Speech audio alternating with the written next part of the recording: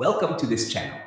Mau belajar bahasa Indonesia atau bahasa Inggris dengan cara yang seru, santai, dan mudah dipahami? You're in the right place. Belajar kosakata dan ekspresi sehari-hari. Learn daily vocabulary and expressions. Dengarkan contoh situasi nyata. Listen to real-life examples. Subscribe sekarang dan nyalakan notifikasi. Let's learn together and have fun. Welcome to this deep dive. Today, we're unlocking something really special. It's almost like we're opening the Motorcar channel of Indonesian language and culture just for you. Exactly. Our source material is this fantastic lesson, Taking the Train in Indonesia, and it's specifically crafted for beginner Indonesian learners. Right, really practical stuff. So our mission for this deep dive, we want to break down a really practical conversation, drill down into some key vocabulary, clear up some essential grammar points, and then explore a fascinating cultural destination, all through the lens of learning Indonesian. Yeah. It's about giving you a shortcut, not just knowing the words, but understanding how they actually live and breathe in real situations. And what's really fascinating here is how a seemingly simple travel scenario, like taking a train, can open up just so many windows into the language and its people. Yeah. We're going to try and connect the dots between that everyday dialogue you hear and the underlying linguistic structures to give you a much fuller understanding than just memorizing lists. Absolutely. Okay, let's jump right into the heart of it then. We're going to listen in on this conversation between Hana and Dani as they travel by train. Yeah. I'll give you each line in Indonesian first, then the English translation. Just, listen to how natural and concise it sounds. Let's do it. Okay, first, Hana, kita telah sampai di stasiun Bogor. Which means? English, we've arrived at Bogor Station. Pretty straightforward. Yeah. Then Dani replies, sudah sampai. Kereta komuter ini sangat nyaman. English, already arrived. This commuter line train is very comfortable. Notice that sudah sampai, just 2 words. Right, packs a punch. Then Hana explains, karena kita pergi di hari Sabtu, di hari kerja, kereta ini selalu ramai. English, because we're going on a Saturday. On weekdays, this train is always crowded. Makes sense. Then Dani asks, Kebun Raya Bogor sudah dekat, kak? English, Bogor Botanical Garden is already near, sis. Using kak for sister there. Nice touch. Yeah, informal. Hana says, setelah tanin berjalan kaki, kita akan sampai di sana. English, after a 10-minute walk, we'll arrive at the garden. So, pretty close then. And Donnie's excited. Tidak sabar Jin melihat bunga terbesar di sana, Rafflesia Arnoldi. English. I can't wait to see the biggest flower alive there, Rafflesia Arnoldi. The famous one. The big one. And Hana adds, tidak hanya Rafflesia Arnoldi, kita juga bisa mengunjungi taman anggrek di sana. English. Not only Rafflesia Arnoldi, but we also can visit the orchid garden there. Oh, nice! More to see. So that's the dialogue. You know what's really powerful about that simple exchange is how it shows Indonesians, its elegant efficiency. Efficiency, how so? Like I pointed out with Dani's sudah sampai, just 2 words for have we already arrived. Right. That conciseness is like a hallmark of Indonesian. It actually makes it surprisingly accessible for learners, especially if you're expecting really complex verb stuff like in some other languages. Yeah, that's true. Less intimidating. Exactly. It's a real aha moment when you realize how direct the language can be. And for anyone learning, those phrases like sudah sampai, sangat nyaman, selalu ramai, and Dani's excited, tidak sabar, can't wait. Those are golden, super practical, everyday phrases you'll hear all the time. I love that insight about conciseness. It definitely makes it feel less daunting. Okay, so they packed a lot of useful words into that short chat. Let's break down some key vocabulary. Where should we start? What's a really useful one? Okay, let's start with setelah. It means after. It's an adverb, and it's incredibly versatile for showing sequence. Setelah. Got it. And how would we hear that in a sentence to make it stick? Sure. How about setelah mendapatkan surat konfirmasi kamu bisa mengajukan permohonan visa? Which means after getting the confirmation letter, you can apply for a visa. Ah, I see. It kicks off the next step, the condition. Exactly. It's fundamental for describing a series of ideas. Another crucial one from the dialogue is kunjungi. Kunjungi, that means visit, right? A verb. It's like in Jada. Kunjungi situs kami untuk keterangan lebih lanjut. Visit our websites for further information. Very direct, again.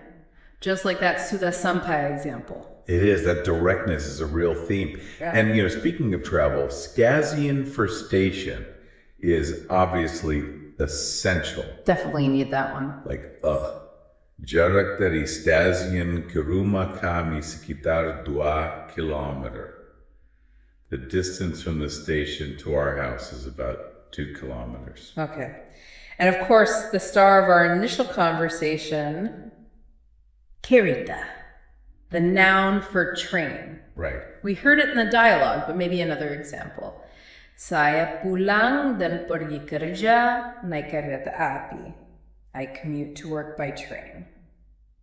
Perfect. Now, are there other forms of kereta a learner should know, especially for public transport? Oh, that's a great question, because kereta is super versatile. You heard kereta commuter train? Right. But beyond the general kereta api for train, you'll also hear kereta listrik for electric trains. Knowing these variations just gives you more tools for getting around. Good to know. And then there are related words, really useful ones like jalur for line or track. Oh, okay. Ticket for ticket, obviously. Penumpang for passengers. Okay. And even masinis kereta for the train driver. All essential travel vocab. That's super helpful. Okay, moving on. Yaman, meaning comfortable. Donnie thought the train was sangat nyaman, very comfortable. Yep. Another example. Untuk kelas ekonomi, tempat duduk di penerbangan itu cukup nyaman. For economy class, the seats of the airline are quite comfortable. But you mentioned earlier, nyaman is more than just physical comfort. Yes, it is. It primarily means comfortable, sure, but it also carries this lovely sense of cozy or pleasant. Cozy, I like that. Yeah. It's often associated with feelings of sejuk, which means cool, like a nice cool breeze, and menyenangkan, which is pleasant or enjoyable. So it's more about the overall feeling. Exactly. You might describe a cafe atmosphere as sangat nyaman, not just because the chairs are soft, but maybe the lighting is nice, it's quiet. It's that whole feeling, coziness. I love that. Adds a whole new layer to the word. Okay, what else from their journey? Well, Hannah explained why the train wasn't crowded using karena, meaning because. Ah, the reason word. Right, like, karena kesibukan kerjanya, dia lupa menelepon istrinya. Because of his hectic schedule, he forgot to call his wife. Your basic conjunction for giving reasons. Very practical. And then she clarified it wasn't crowded because it was Saturday, not di hari kerja, weekdays. Exactly. Hari kerja, weekday. Example. Pada hari kerja, jalan utama Sudirman selalu ramai dengan kendaraan. On weekdays, Sudirman Main Road is always crowded with vehicles. Makes sense. And then Danny asked if the botanical garden was dekat, near. Dekat, yeah, your general word for near or close. You hear it all the time. Dekat jalan, near the street. Dekat rumah, near the house. Super versatile. And the opposite. The opposite is jauh, means far or distant, also really useful for directions. Good pair to know. Dekat and jauh. Definitely. And finally, jalan for walk or to walk, as in Hannah's line, setelah 10 menit berjalan kaki after a 10-minute walk. Right, using your feet. Kaki. These words, they really build a solid foundation for talking about travel or just, where things are. That's a fantastic toolkit of words. Okay, so let's switch gears a bit. What does all this mean for actually speaking Indonesian? Especially for English speakers thinking about verb tenses. I've heard Indonesian handles them quite differently. Yes. Well, it's actually kind of a dream for English speakers in a way. Really? How so? Because Indonesian doesn't really do tenses like English does. Past, present, future conjugations. Not really there. Okay. Which can ironically sometimes be a trap. Learners might overthink it, trying to force English tense rules onto Indonesian when it's often more about context and helper words. Helper words, like for things happening now. Exactly. For something you are currently doing, what we call present continuous in English, you typically use the word sedang. Just add sedang. No complicated changes to the verb based on who's doing it or anything. Nope. No conjugations based on the subject. It's incredibly simple. The structure is just subject plus sedang plus verb. That's basically it. The verb might have a prefix, but the core idea is adding sedang. Wow. Okay, that sounds amazing. Can we hear some examples? Sure. Andi sedang makan burger dan Lisa sedang minum kopi. Andi's eating a burger and Lisa is drinking coffee. Got it. Or ayah sedang membaca koran dan ibu sedang memasak di dapur. Father is reading the newspaper and mom is cooking in the kitchen. Simple. Kakak perempuan saya sedang mendengarkan radio dan adik laki-laki saya sedang mengerjakan PR. My older sister is listening to the radio and my younger brother is doing his homework. Okay, I'm seeing the pattern. One more. Anak kecil itu sedang bermain layang-layang di taman. That kid is playing kites at the park. And direktur itu sedang berjalan keluar kantor. The director's walking out of his office. See, sedang plus the verb. That really is straightforward. Are there common verbs we should listen out for with sedang? Absolutely. You'll often hear sedang paired with verbs like menulus for writing, menari for dancing, menggambar for drawing, memanggil for calling, berlari for running, berbicara for speaking or talking, Right. berenang for swimming, and bergerak for moving. It's your go-to for anything happening right now. That's great. So what about like simple present? Things that happen regularly or are generally true? Even easier. You usually don't even need sedang. Right. Nope. It's typically just subject plus verb plus maybe a complement or object.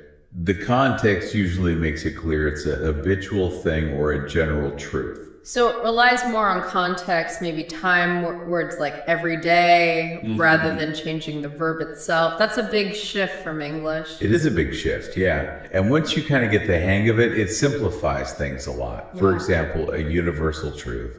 Matahari terbit di timur dan tenggelam di barat. The sun rises in the east and sets in the west. No sedang needed there. Makes sense. Exactly. Or for regular habitual action. Like, Lisa walking to work. Perfect. Lisa berjalan ke kantor setiap hari. Lisa walks to office every day. The setiap hari, meaning every day, gives you all the context you need. Okay. And maybe Andi beribadah di masjid setiap hari Jumat. Andi prays at the mosque every Friday. Again, setiap hari Jumat tells you it's regular.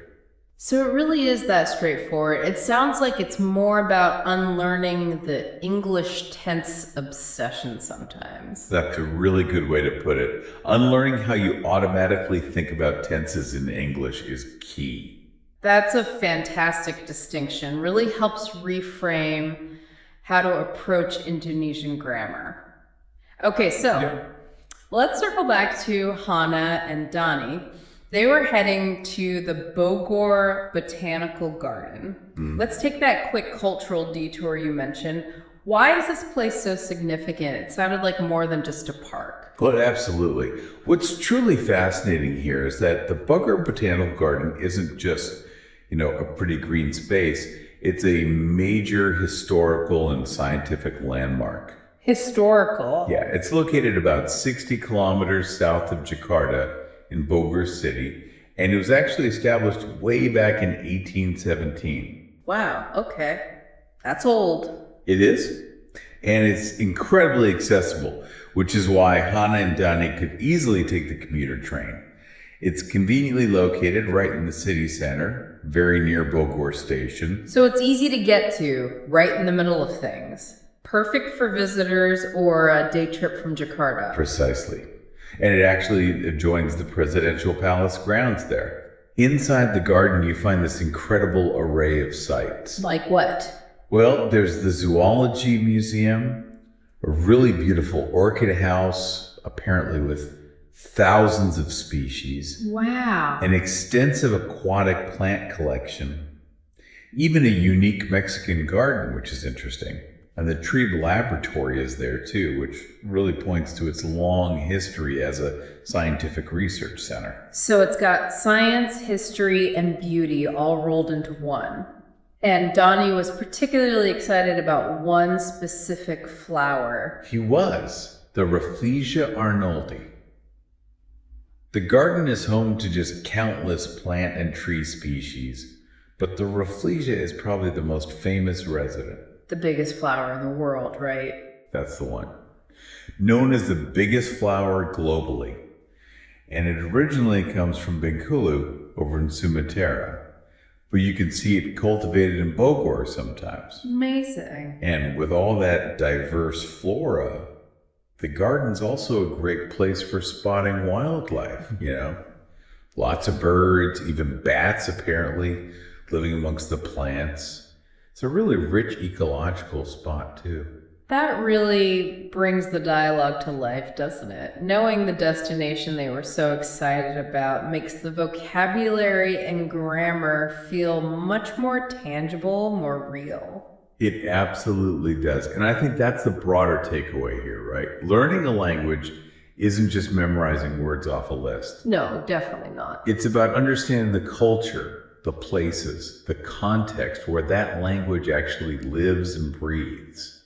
Every new phrase you learn, like the ones we discussed, it opens a door. Maybe to understanding a train journey better, or anticipating a visit to a famous garden. Yeah. It gives the words and phrases a real-world setting, and that makes them so much more memorable and meaningful. It connects everything. What an incredible deep dive, seriously.